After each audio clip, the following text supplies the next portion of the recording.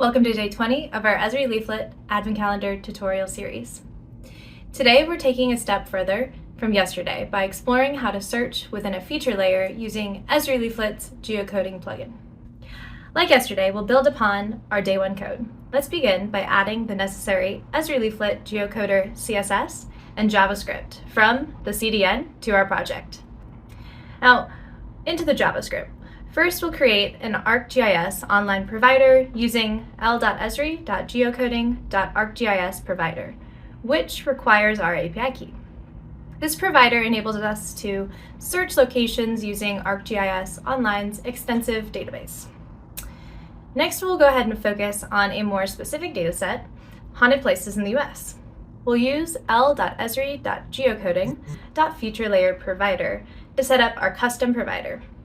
Here, I'll specify the URL to the feature service, define the fields that we want to search within, in this case, location and description, and then set up a label and format suggestion for how I want my suggestions to look.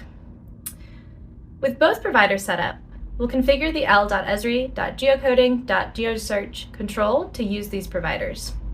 We'll then add this control to our map. I'll go ahead and open this up in the browser and test it out. When we type a query, the search control should offer suggestions from both ArcGIS Online and our Haunted Places feature layer. Selecting a suggestion will zoom us to that location on the map.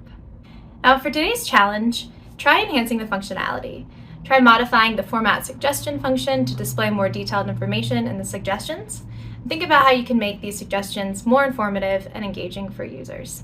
And that's it for day 20. Tomorrow, we're going to control the strictness of our feature search layer. Thanks for watching, and happy coding.